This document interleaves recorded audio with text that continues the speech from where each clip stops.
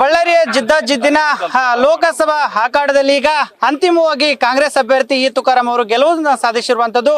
ನಮ್ಮ ಜೊತೆಗೆ ಈಗ ಮಾತನಾಡಲು ಸ್ವತಃ ತುಕಾರಾಂ ಅವರು ಕೂಡ ಇರುವಂತದ್ದು. ಅವ್ರನ್ನೂ ಕೂಡ ಮಾತಾಡ್ಸೋಣ. ಸರ್, ಈಗ ಪ್ರಮುಖವಾಗಿ ನಿಮ್ಮ ಗೆಲುವಿಗೆ ಏನು ಪೂರಕವಾದ ಅಂಶಗಳು ಏನು ಸರ್?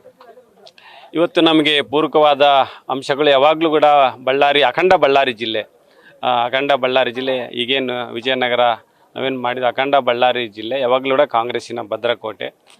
ಇವತ್ತು ಆ ಒಂದು ಭದ್ರಕೋಟೆನ ಮತ್ತೆ ಪ್ರೂವ್ ಮಾಡಿದ್ದಾರೆ. ಜೊತೆಗೆ ನಮಗೆ ಸ್ವಾತಂತ್ರ್ಯ ದಿನಗಳಲ್ಲಿ ನಮಗೆ ಕೊಟ್ಟಂಥ ಒಂದು ಯೋಜನೆಗಳು ನಮ್ಮ ಸರ್ಕಾರದ ಪ್ರಧಾನಮಂತ್ರಿಗಳಿದ್ದಾಗ, ವಿಶೇಷವಾಗಿ ಮನಮೋಹನ್ ಸಿಂಗ್ ಅವರು ಪ್ರಧಾನಮಂತ್ರಿಗಳಾಗಿದ್ದಾಗ ನುಡಿದಂತೆ ನಡೆದು ಕೊಟ್ಟಂಥ ಒಂದು ಕಾರ್ಯಕ್ರಮಗಳು ಅದು ಒಂದು ಸಪೋರ್ಟ್ ಆಯಿತು.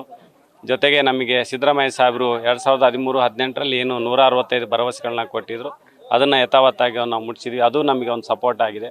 2023ರಲ್ಲಿ ಇವತ್ತು ನಮ್ಮ ಸರ್ಕಾರ ಬಂದ 5 ಗ್ಯಾರಂಟಿಗಳು ಏನು ಕೊಟ್ಟಿದ್ವಲ್ಲ, ಅದು ಕೂಡ ಇವತ್ತಿನ ದಿನ ಜನ ಅದನ್ನು ತಿಳ್ಕೊಂಡು ಇವತ್ತು ನಮಗೆ ಸಪೋರ್ಟ್ ಆಗಿ ಕಾಂಗ್ರೆಸ್ಸಿಗೆ ಆಶೀರ್ವಾದವನ್ನು ಮಾಡಿದ್ದಾರೆ.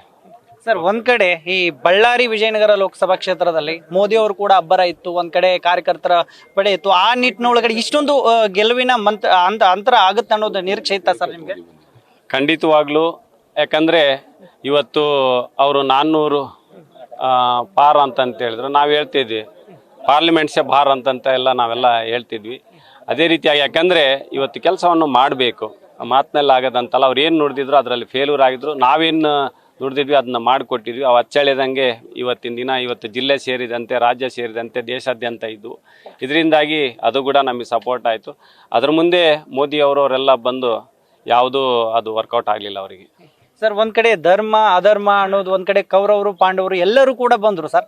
ಈ ನಿಟ್ಟಿನೊಳಗಡೆ ಈ ಎಲ್ಲ ಅಂಶಗಳನ್ನು ನೋಡಿದಾಗ ಅಭಿವೃದ್ಧಿ ಕಡೆ ಎಲ್ಲೂ ಕೂಡ ಮಾತಾಡಲಿಲ್ಲ ಸರ್. ಈ ನಿಟ್ಟಿನೊಳಗೆ ನಿಮ್ಮ ಮುಂದಿರುವಂಥ ಜಿಲ್ಲೆ ಅಭಿವೃದ್ಧಿ ಸವಾಲುಗಳೇನು ಸರ್? ನೋಡಿ, ಇವತ್ತೆಲ್ಲ ನಾವು ಧರ್ಮದ ಪರವಾಗಿ ಅಂದರೆ ನುಡಿದಂತೆ ನಾವು ನಡ್ಕೊಂಡಿದ್ದೀವಿ. ಅಂದರೆ ಇವತ್ತು ಜಿಂದಾಲ್ ಇರ್ಬೋದು, NH ಇರ್ಬೋದು, NMDC ಇರ್ಬೋದು, ಪವರ್ ಪ್ಲಾಂಟ್ ಇರ್ಬೋದು, KPCL, ಇವತ್ತು ನೀರಾವರಿ ಕಾರ್ಯಕ್ರಮಗಳಿರ್ಬೋದು, ಸೋನಿಯಾ ಪ್ಯಾಕೇಜ್ ಇರ್ಬೋದು, ಬಹಳಷ್ಟು ನಮ್ಮ ಭೂಮಿ ಮೇಲೆ ಇದ್ದಾವೆ. ಇವತ್ತಿನ ದಿನ 20 ವರ್ಷ ಕರುಣಾಕರ್ ರೆಡ್ಡಿ ಅವರು ಸೇರಿ, ಜೊತೆಗೆ ಶಾಂತಕ್ಕನವರು ಸೇರಿ, ಇದೇ ಶ್ರೀರಾಮುಲವ್ರು ಸೇರಿಬಿಟ್ಟು ದೇವೇಂದ್ರಪ್ಪನವ್ರು ಸೇರಿ ಯಾವೊಂದು ಯೋಜನೆಗಳು ಕೂಡ ಇವತ್ತಿನ ದಿನ ತರೋಕ್ಕಾಗಲಿಲ್ಲ ಅವ್ರ ಕಡೆಗೆ. ಇವತ್ತು ಅದೇ ಫೇಲೂರು ಇವತ್ತಿನ ದಿನ ಅವರಿಗೆ ಒಂದು ಮಾರ್ಕವನ್ನು ಆಗಿದೆ. ಇವತ್ತು ನಮಗೆ ಪ್ಲಸ್ ಆಗಿದೆ.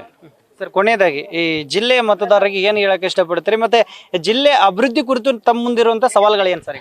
ಖಂಡಿತವಾಗ್ಲೂ ಇವತ್ತೇನು ಜನ ನನಗೆ ಆಶೀರ್ವಾದ ಮಾಡಿದ್ದಾರೆ, ಅವರಿಗೆ ನಾನು ಕೃತಜ್ಞತೆಗಳನ್ನು ಸಲ್ಲಿಸ್ತೇನೆ. ನಮ್ಮ ಅಖಂಡ ಬಳ್ಳಾರಿ ಜಿಲ್ಲೆ ವಿಜಯನಗರ ಮತ್ತು ಬಳ್ಳಾರಿ ಸೇರಿ ಎಲ್ಲ ಶಾಸಕರು, ಮಾಜಿ ಶಾಸಕರು, ಎಲ್ಲರೂ ಹಿರಿಯರು ಎಲ್ಲರೂ ಕೂಡ ಆಶೀರ್ವಾದ ಮಾಡಿದ್ದಾರೆ. ಜೊತೆಗೆ ನಮ್ಮ ರಾಜ್ಯದ ಮುಖ್ಯಮಂತ್ರಿ ಸಿದ್ದರಾಮಯ್ಯ ಸಾಹೇಬರು, ಜೊತೆಗೆ ನಮ್ಮ DK ಶಿವಕುಮಾರ್ ಸಾಹೇಬರು ಅವರು ಕೂಡ ಬಂದು ಪ್ರಚಾರ ಮಾಡಿ ಇವತ್ತಿನ ದಿನ ನಮ್ಮ ಯೋಜನೆಗಳನ್ನ ನಮ್ಮ ಬಳ್ಳಾರಿ ಜಿಲ್ಲೆಯಲ್ಲಿ ಇವತ್ತು ಹೇಳಿರ್ತಕ್ಕಂಥದ್ದು, ಅದು ಮುಂದಿನ ದಿನಗಳಲ್ಲಿ ನಾವೇನು ಮಾತನ್ನು ಕೊಟ್ಟಿದ್ದೇವೆ, ಕೇಂದ್ರ ಸರ್ಕಾರದಿಂದ ಏನು ಯೋಜನೆಗಳು ಬರ್ತವೆ, ಎಲ್ಲ ಶಾಸಕರು ಎಲ್ಲರೂ ಸೇರಿಬಿಟ್ಟು ಇವತ್ತು ಅವರಿಗೆ ಮನೆಗೆ ಮುಟ್ಸೋಂಥ ಕೆಲಸ ನಾವು ಪ್ರಾಮಾಣಿಕವಾಗಿ ಹೇಳ್ತೇವೆ. ಒಂದು ಮಾತನ್ನು ನಾನು ಹೇಳ್ತಿಕ್ಕೆ ಇಷ್ಟಪಡ್ತೇನೆ.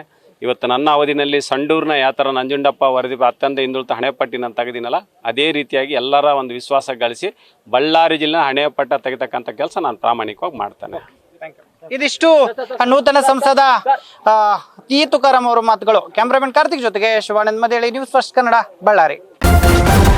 ನ್ಯೂಸ್ ಫಸ್ಟ್ ನಿರ್ಭೀತಿಯಿಂದ ನಿಮ್ಮ ಪರವಾಗಿ.